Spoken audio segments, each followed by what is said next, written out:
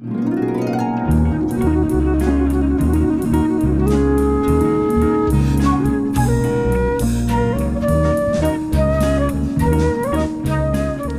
to you from the not-for-profit Mainframe Studios at 900 Keogh Way in downtown Des Moines, this is 900 Views, a podcast about building community through the arts as we build an arts community. I'm your host, Pat Bodie, and today I'm at the Iowa State Alumni Center in Ames, where my guest and I are attending a conference on the urban and rural interface. Lee Emma Running explores edges in Iowa. Some of her work of late emerges from that line between I-80 and cropland, where she finds roadkill deer bones and converts them from rank to magnificent. More on that in a moment. Lee Emma came here in 2001 after earning her BFA from Pratt Institute. She holds an MFA from the University of Iowa, and her work appears in international public and private collections. She's a mainframe artist, 2017 Iowa Arts Fellow, professor and chair of the Studio Art Department at Grinnell College. She's currently on sabbatical in Omaha, which we'll explore as part of this interview. Why Omaha? And upon her return, she'll serve as director of the Center for Prairie Studies. She's represented by Olson Larson Galleries in Des Moines, and on August 24th, which should be the day after we post this podcast, she'll be the featured visual artist at Emily and Mason Kessinger's Yellow Door Gallery. Yellow Door moves from venue to venue around Des Moines, and August 24th you will find the gallery at Mainframe Studios. As a reminder, Emily Suzanne Kessinger was a guest on this program in April, episode 7. Check it out. And don't miss Yellow Door at Mainframe coming right up. So give us a little tantalizing tease for what people are going to see when they're seeing the work of Lee Running at Mainframe Studios. Well, I'm so excited about the space. First of all, Mainframe is such an amazing building overall, but that entryway that when you come in is an amazing set of windows and walls. And I'm working on some very large format drawings right now. They're 4 by 6 feet. Wow. And they are stacked layers of handmade paper.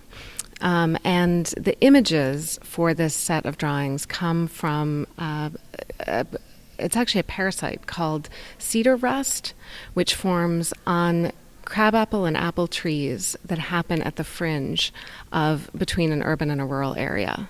And I'm interested in it because it actually rusts the leaves of the plant. So there's often a rust pattern of leaves stacked on top of each other. And the apples themselves grow long, sort of gelatinous spikes off of them. And they look very strange. They look like coral species or something like that. But it's a parasite that needs a juniper tree to host it and a crabapple tree to house it. So I'm working a lot with the play between these two plants, and also the play in the mainframe space of the window and the wall. So I'll have some work on the window and some work on the walls in these large format drawings. You have really adopted the Iowa landscape as your own. Why, how? Coming from Colorado, that had to be a pretty big leap. It was. I think when I first moved to Iowa, I wasn't sure what to look at.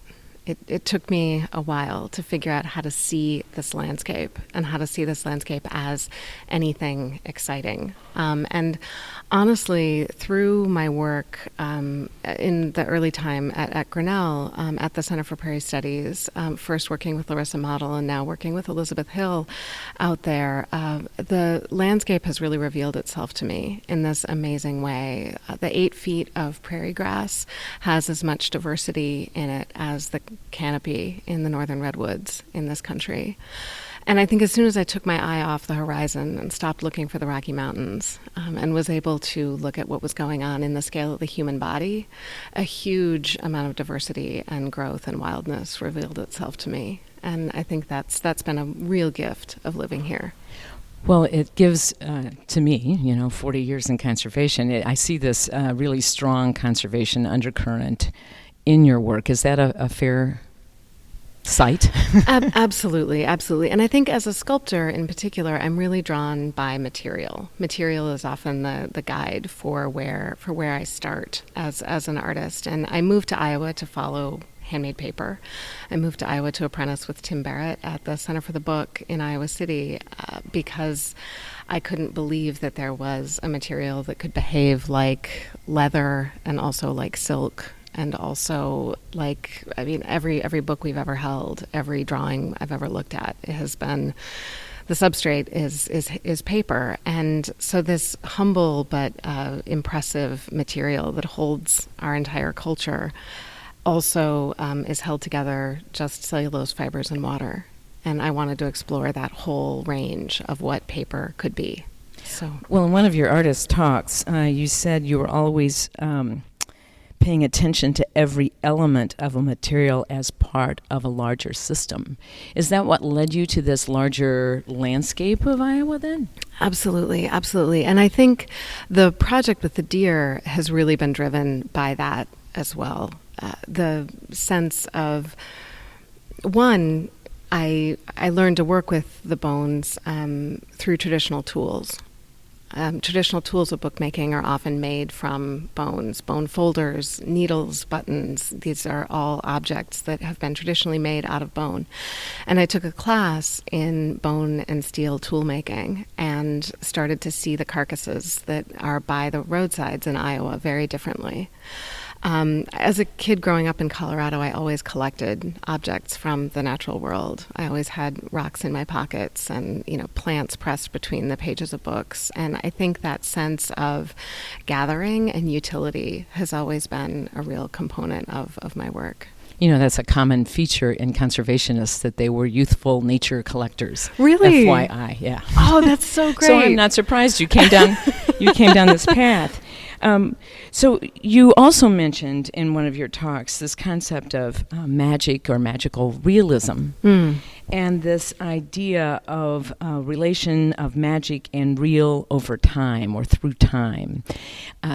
And I'm kind of trying to ultimately relate all this back to community building, because that's sort of the purpose of this podcast a little bit. So when you look at the conservation bent that you tend to have, you look at these fringes and these edges and these little habitat corridors and places you find that way, and you look at the magical realism of such a space or place. Can you link that back to community in some way?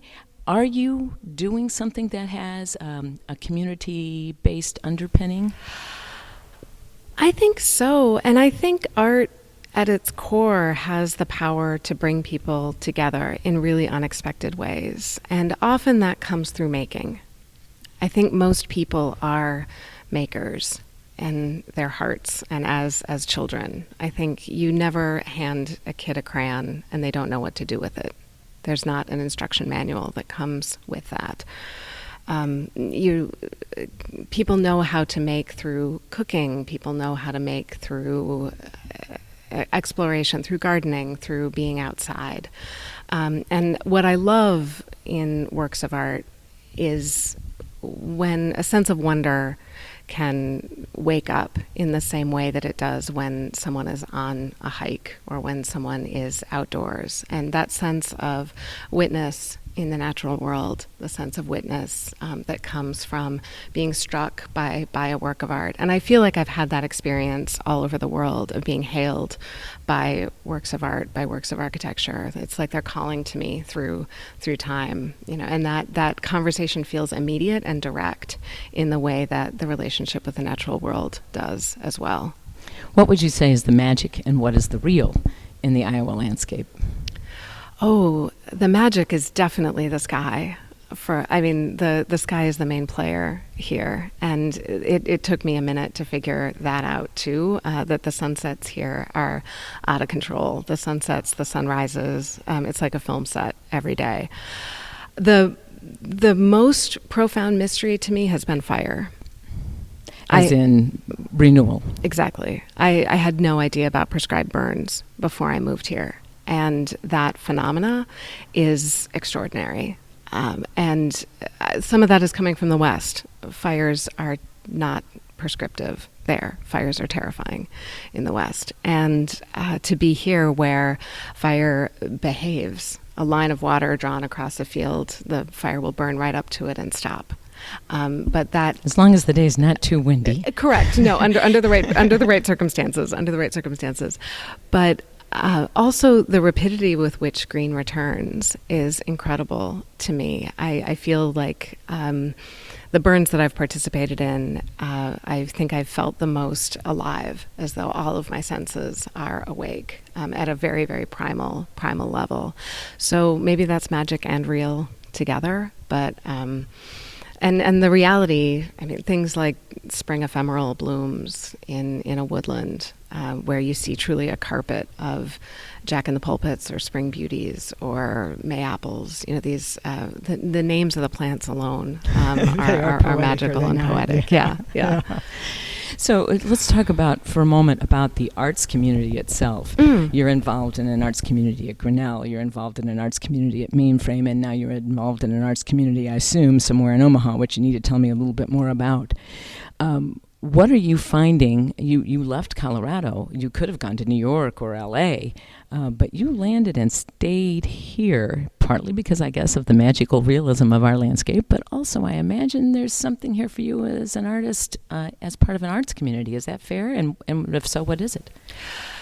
I mean, I moved here from Brooklyn, New York, so it was a definite culture shock initially. But the community in Grinnell has been one of academics, which is a beautiful community. And I've met scientists and writers and sociologists and thinkers that are doing real amazing work in the world. Work for justice, work for peace, work for labor. You know, lots of different ways of thinking about the structure of the world.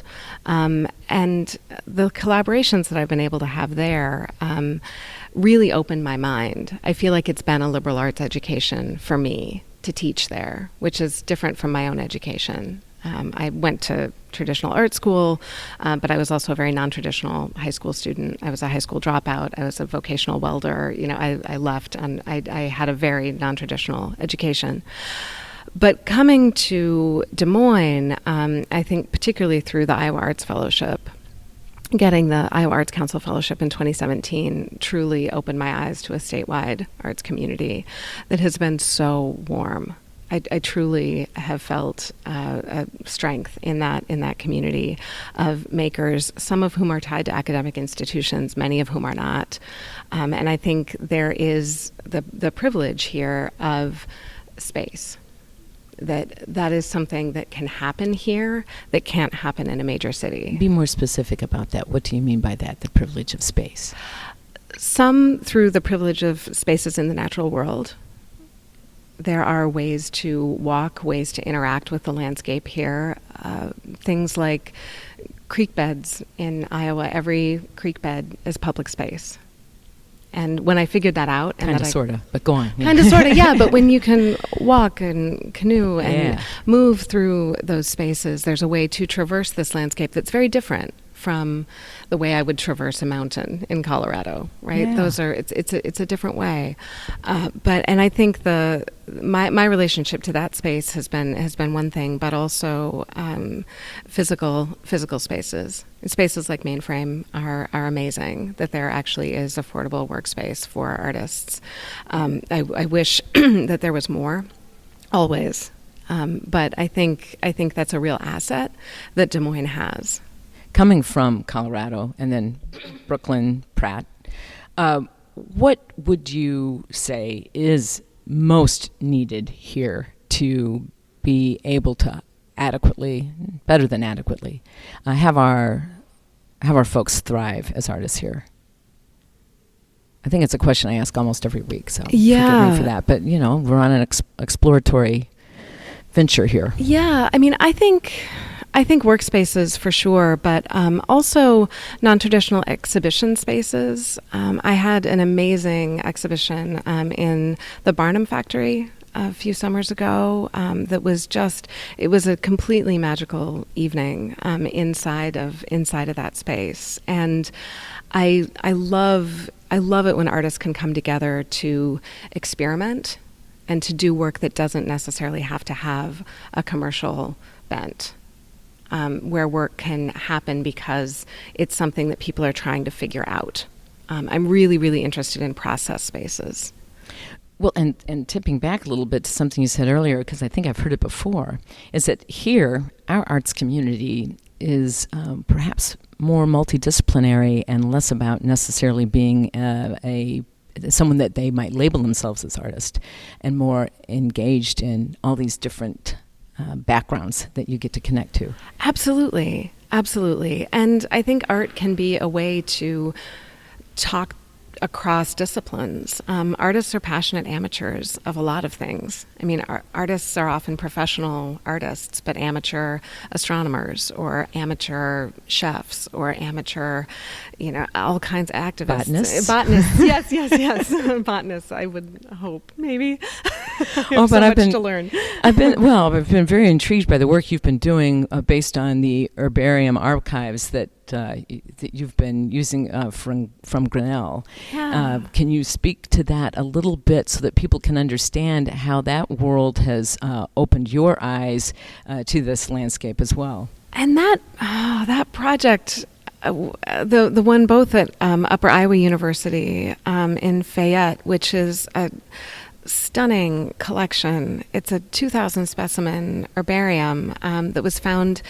It was begun in 1860 up there. And I should briefly say, for people who do not know what an herbarium is, it's a place where plants are essentially archived, was the word I used, preserved, protected, in not as live pieces.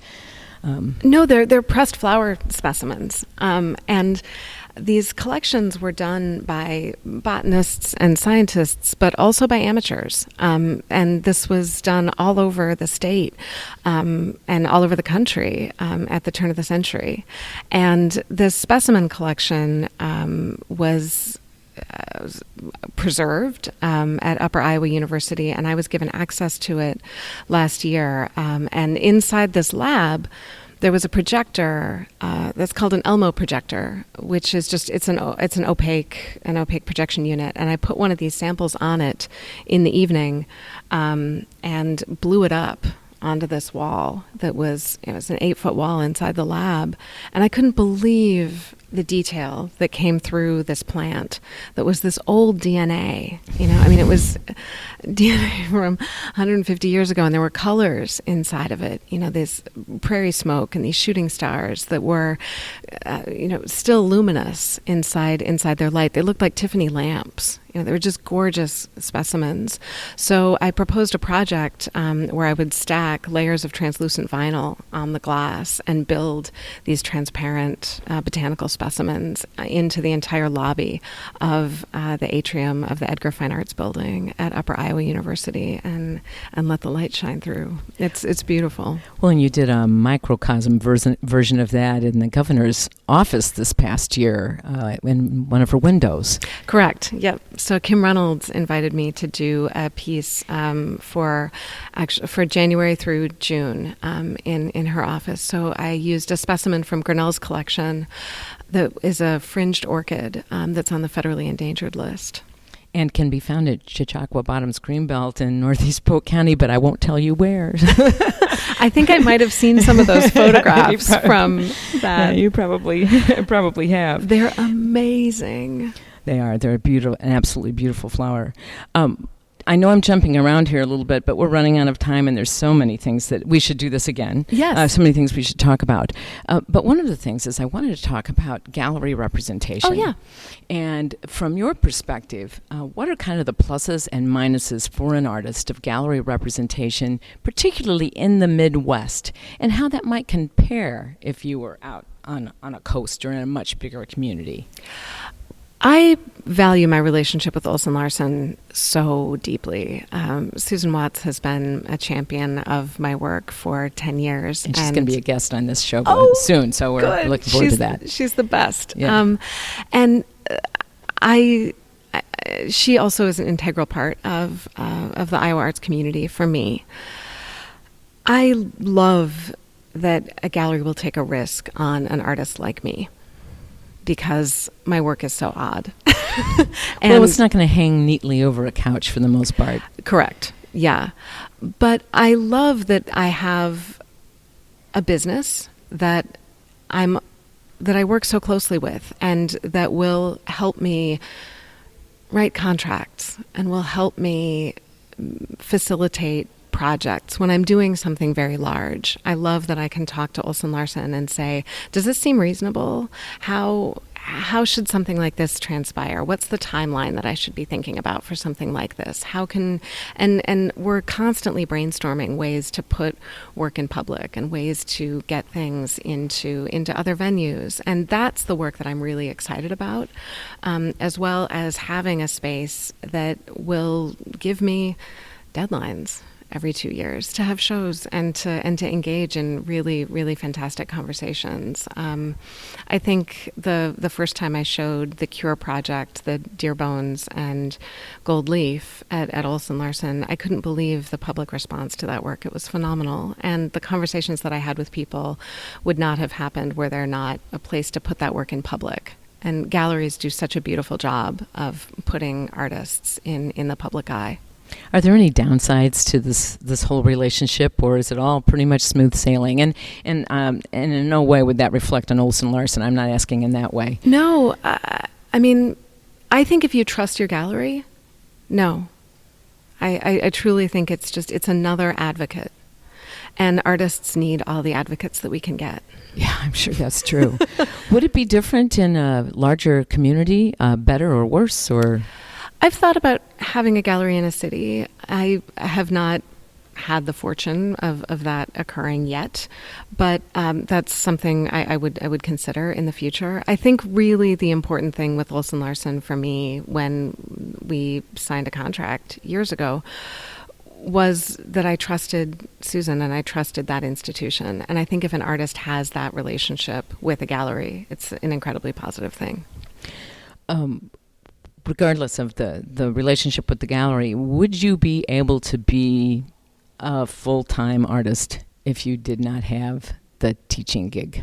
And teaching gig is really downplaying your professorial and chair role and your upcoming directorship. So I think artists always wear many hats.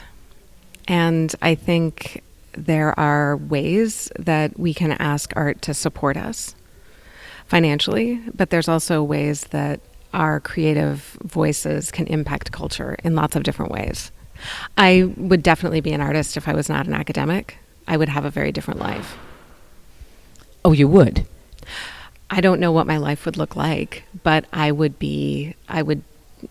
sure I would live very differently. I probably wouldn't be at this conference. Well, I was going to say, I was thinking about the fact that here we are in the state of Iowa, not a highly populous state, and yet your work is very place-based, and so you spend a lot of time here in the Midwest. Heck, you're taking your sabbatical just a couple hours west of here. You didn't go off to Japan or somewhere, right? So it seems like it would be challenging to have an ongoing practice in a state where your work is so place-based and we're not that populous. There's not that many players to find you and seek you out and support your work.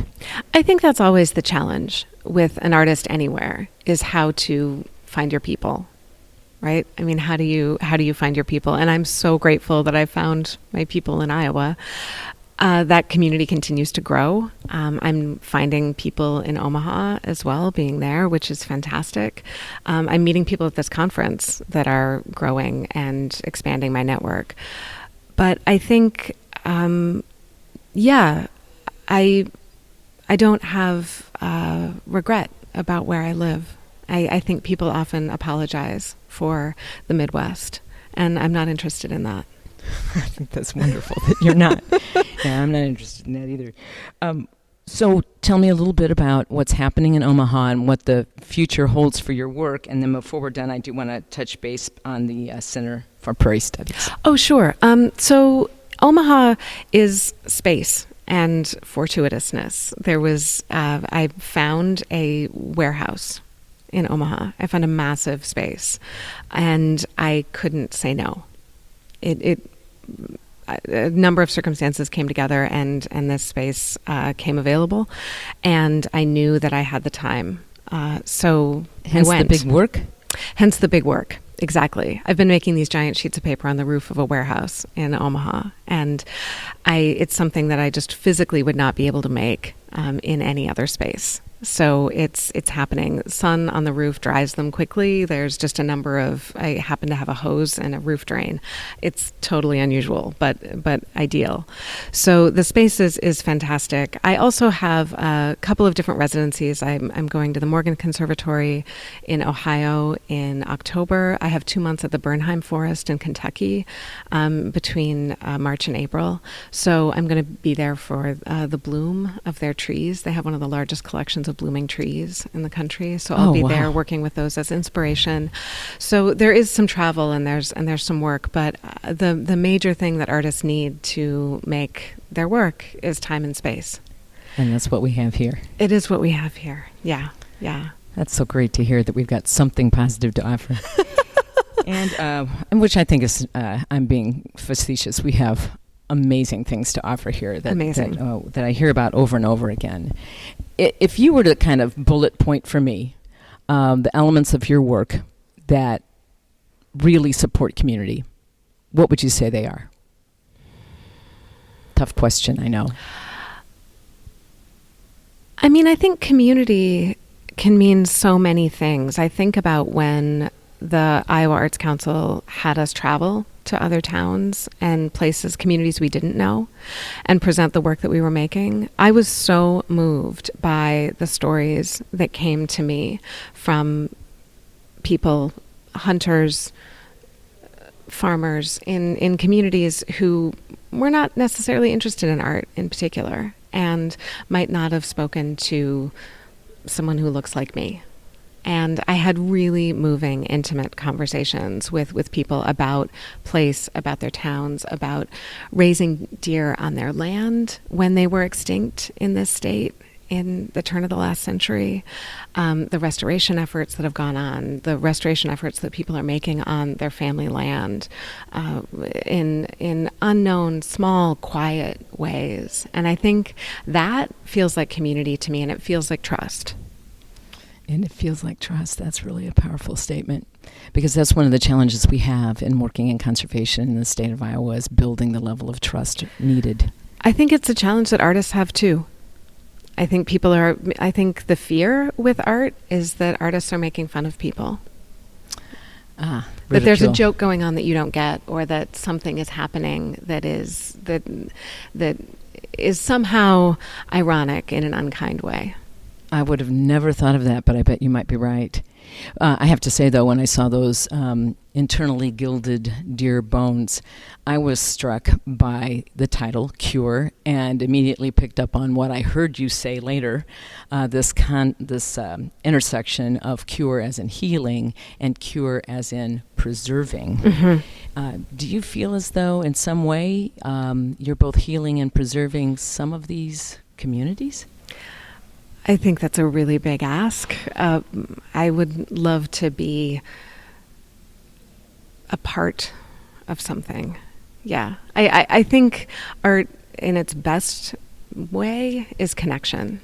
Art tries to build connection. And I think artists talk a lot about relationships and dialogue and interaction with audience and that kind of thing. But I think when people are making together, there's a different build of understanding that happens, and different kinds of things are facilitated through making than through talking or through doing other kinds of things. So I think when people witness a community that has an alive making presence, different kinds of things are possible. And I might offer to you that there's another community out there that I do think you are helping to heal and preserve, and that is that voiceless community of habitat and wildlife and the species within. And I really want to thank you for that, and turn quickly to your plans, if you will, your ideas for the Center for Prairie Studies when you take it over. The Center for Prairie Studies is one of the jewels in Grinnell. I love that place so much. And John Andelson has done such an amazing job shepherding that center for the last 20 years at Grinnell College. And I'm stepping into some big shoes, but I also am really excited about the potential for the Center for Prairie Studies to do a great deal of outward-facing work in the world. I'm hoping that it can be a place to build community, but also to really explore the diversity of the landscape, the people, the place that is Iowa, but also as the global prairie. We are a very interconnected system of landscape. Yeah, and there's not much of us left. So thanks for your work on all of that.